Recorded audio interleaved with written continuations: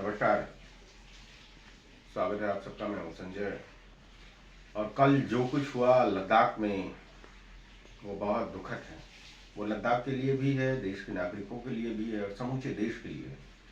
क्योंकि सोनम वांगचुक जो सामाजिक अधिकार कार्यकर्ता है, उनके नेतृत्व में ये पिछले 15 दिनों से वो भूख हड़ताल पे थे। और कल युवाओं की भीड़ ने बीजेपी के दफ्तर, जो लद्दाख का प्रदेश कार्यालय का दफ्तर है, उसको आग के हवाले कर दिया। और कई जगह पे आगजनी हुई, आगजनी की घटनाएं हुई, तोड़फोड़ हुई, जिसमें 4 से 5 लोग की मौत हो गई। हालांकि कोई पुलिस का अभी इस पर कोई आधिकारिक बयान है, उसकी तरफ से कोई पुष्टि नहीं है, पर यह बताया जा रहा है कि तमाम माध्यमों से कि 4 से 5 लोगों की मृत्यु हो गई है और इसमें कई अन्य लोग जो हैं घायल हैं। आज यानी कल से ही हिंसा के बाद ही लेह में जो है वो BNS भारतीय न्याय संहिता की धारा 163 लागू कर दी गई है और अब 5 से अधिक लोगों के एक साथ इकट्ठा होने, बैठने या कोई समारोह जुलूस निकालने पर पूर्णतः पाबंदी हो गई है। दरअसल ये मसला क्या हुआ है, सोनम वांगचुक जो सामाजिक कार्यकर्ता हैं, पर्यावरणविद हैं, वो कई बार वो दिल्ली में भी आंदोलन किए हैं, सरकार के डेलीगेशन के साथ, केंद्र सरकार के मिनिस्ट्री ऑफ होम अफेयर्स के साथ वो कई बार उनका डेलीगेशन उनके साथ बातचीत को लेकर कई मसलों पर सरकार से, केंद्र सरकार के प्रतिनिधिमंडल से बातचीत किया है, लेकिन पूर्ण राज्य का जो दर्जा है केंद्र सरकार की तरफ से कोई उनको नहीं हुआ है। वर्ष 2019 में धारा 370 यानी अनुच्छेद 370 कश्मीर में समाप्त होने के बाद जम्मू और कश्मीर में 3 जो है वो स्टेट बना दिए गए थे, लद्दाख, जम्मू और कश्मीर। तो ये एक बड़ा जो यूटी बना दिया गया था, यूनियन टेरिटरी। ये इलाका खासतौर पर तिब्बत और चीन का इलाका है। ये अंतर्राष्ट्रीय सीमा को भी साझा करता है और ऐसे परिस्थितियों में अगर वहाँ हिंसा होती है तो इसका फायदा कहीं ना कहीं पड़ोसी मुल्क जो है चीन हमेशा ही भारत को एक एक एक एक एक, एक लुटेरे की नज़र से हमेशा देखता रहा है। वो जमीन को कब्जियाने को लेकर कई मसलों पर, कई राजनीतिक, कई अंतर्राष्ट्रीय मंचों से भी उसने अरुणाचल प्रदेश को चीन का हिस्सा करार दिया है, पर ऐसा नहीं। इस मसले को लेकर कहीं ना कहीं भारत सरकार क्या कर रही है, क्या उसके पास इनपुट है, क्या इंटेलिजेंस इनपुट्स है, उस मसले पर कहीं ना कहीं बातचीत होना चाहिए।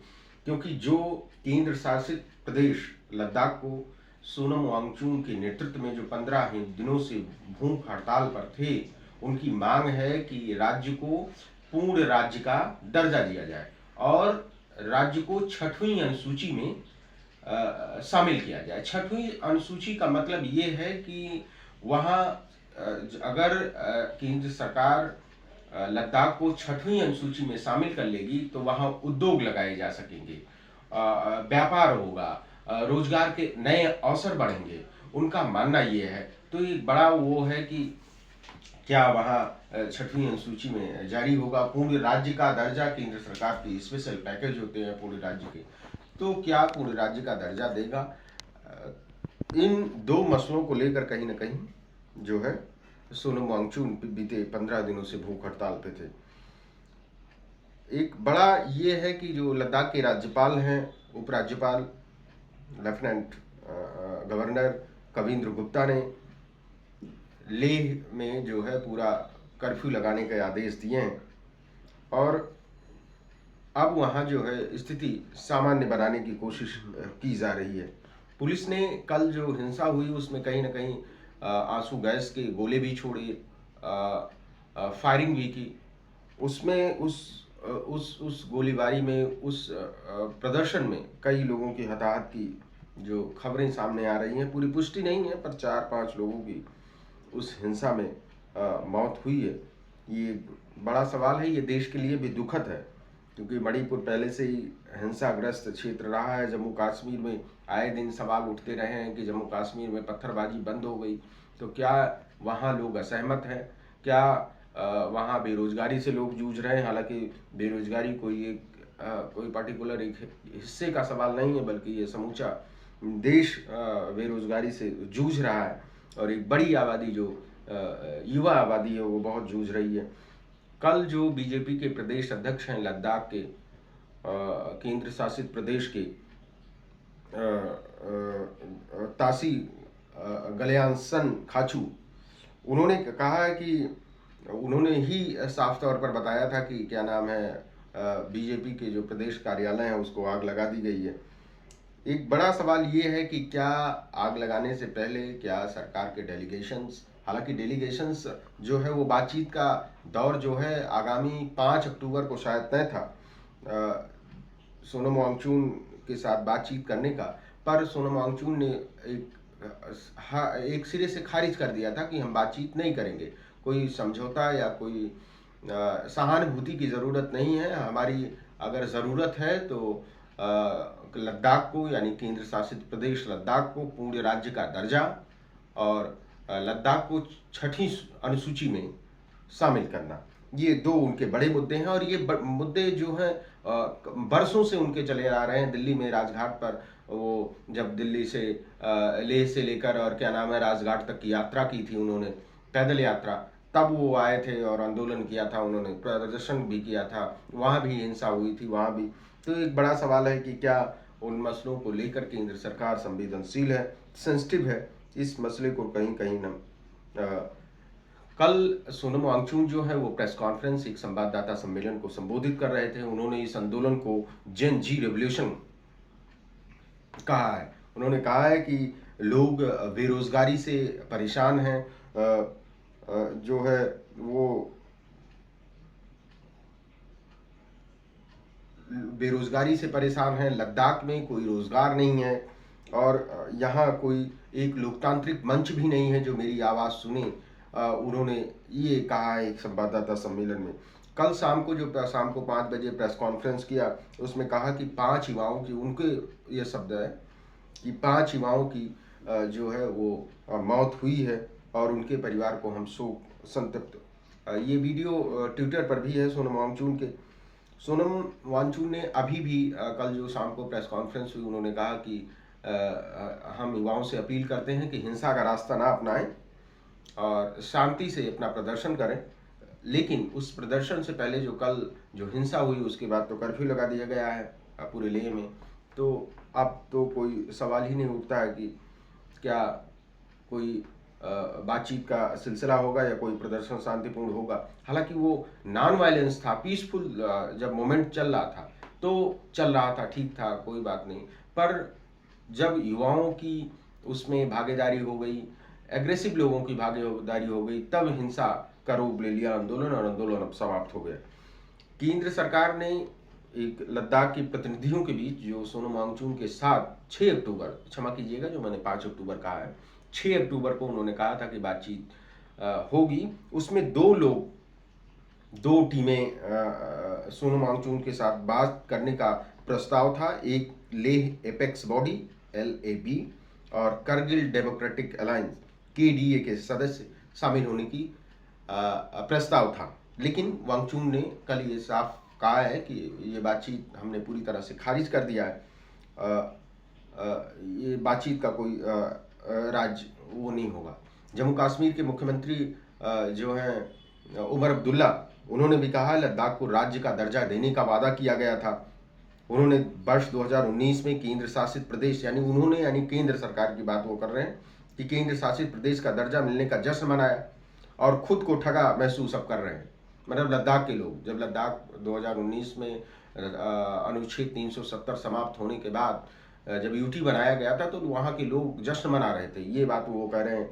अब जरा सोचिए कि जम्मू कश्मीर में कितने हम ठगे महसूस और निराशा महसूस कर रहे हैं। ये जम्मू कश्मीर के जो मुख्यमंत्री हैं उमर अब्दुल्ला, फारूक अब्दुल्ला के बेटे, नेशनल कॉन्फ्रेंस के जो नेता हैं, उन्होंने कहा कि एक बड़ा सवाल है ये कि कल जो आंदोलन हुआ उसमें पुलिस की गाड़ियां भी जली हैं, बीजेपी दफ्तर तो जला ही, और कई छिटपुट घटनाओं में गुस्साए प्रदर्शनकारियों ने जो हिंसा की है वो राज्य का नुकसान है, लोगों का नुकसान है, देश का नुकसान है।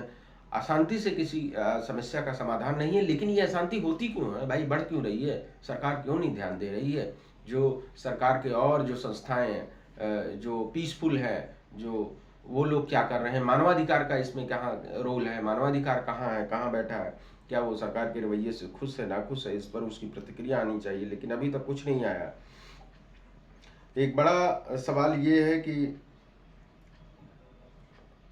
जो छठी अनुसूची में पूर्ण राज्य का दर्जा दिए जाने की मांग कर रहे हैं, उन्होंने उसे जबरदस्ती केंद्र शासित प्रदेश बना दिया है। इससे बचना चाहिए, इसको सरकार को विचार करना चाहिए, ये है। तो बड़ा ये सवाल है कि क्या जम्मू कश्मीर में, खास तौर पर यूटी केंद्र शासित प्रदेश यूनियन टेरिटरी लद्दाख में हिंसा का जो असर है वो सरकार के लिए चिंता करने का विषय है, क्योंकि ये अंतर्राष्ट्रीय सीमा भी साझा करता है। और ऐसे मसलों पर केंद्र सरकार, ministry of home affairs, ministry of defence क्या रुख करेगी, वहाँ शांति बहाली के लिए क्या रास्ता अपनाएगी, क्या बातचीत करेगी सोनम वांगचुक से? केंद्र सरकार का कोई प्रतिनिधिमंडल जाएगा या फिर सोनम वांगचुक दिल्ली खुद रुख करेंगे? ये एक बड़ा सवाल है। बता दें आपको, वर्ष 2023 में अक्टूबर के महीने में लद्दाख प्रशासन ने अपने आधिकारिक बयान में बताया था कि केंद्र शासित प्रदेश में भर्ती करने की प्रक्रिया जारी है। लद्दाख के लोग यही उम्मीद कर रहे थे कि केंद्र शासित प्रदेश बनने के साथ साथ लद्दाख को विधानमंडल भी दिया जाएगा और छठी अनुसूची की तरह सुरक्षा भी दी जाएगी, लेकिन वो सब कुछ चुनावी वादे रह गए और इस पर कोई भारतीय, जो एक बड़ा सवाल ये कि भारतीय संविधान के अनुच्छेद 244 के तहत छठी अनुसूची स्वायत्त प्रशासनिक प्रभागों में स्वायत्त जिला परिषदों के गठन का प्रावधान करती है, जिसके पास एक राज्य के भीतर कुछ विधायी, न्यायिक और प्रशासनिक स्वतंत्रता होती है। जिला परिषदों में कुल 30 मेंबर होते हैं। 4 मेंबर को गवर्नर यानी लेफ्टिनेंट गवर्नर नियुक्त करता है। तो ये बड़ा सवाल है कि छठी अनुसूची के बाद क्या वहां रोजगार पैदा होंगे? छठी अनुसूची में क्या केंद्र सरकार शामिल करेगी? इस पर मंथन करेगी, प्रतिनिधिमंडल उनसे बातचीत करेगा, इसको कोई डेडलाइन दी जाएगी। हालांकि अभी जो है स्थिति वहां की वो सामान्य है। पुलिस ने कर्फ्यू लगा दिया गया है। BNS यानी भारतीय न्याय संहिता की धारा 163 के तहत अब वहां 5 लोगों से अधिक लोग कोई इकट्ठा नहीं हो सकते, जुलूस नहीं निकाल सकते, किसी संगोष्ठी में शामिल नहीं हो सकते। पर ये एक हिंसा रोकने का रास्ता है। क्या उन विषयों के समाधान का कोई रास्ता है? क्या कोई भारतीय जो है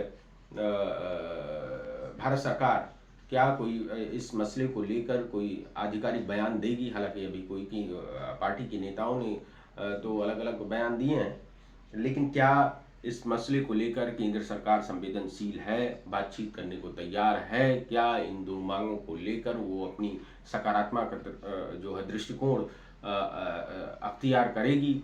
ये भी एक बड़ा सवाल है। उन मसलों को लेकर कहीं ना कहीं बातचीत करना चाहिए, उनके समाधान करना चाहिए। ये आज का मामला नहीं है, ये वर्षों से चल रहा है। सोनम वांगचुक कई मसलों को लेकर वो लद्दाख में, एक तो उन्होंने यात्राएं भी की, पद यात्राएं भी की लद्दाख से लेकर और राजघाट तक पिछले साल।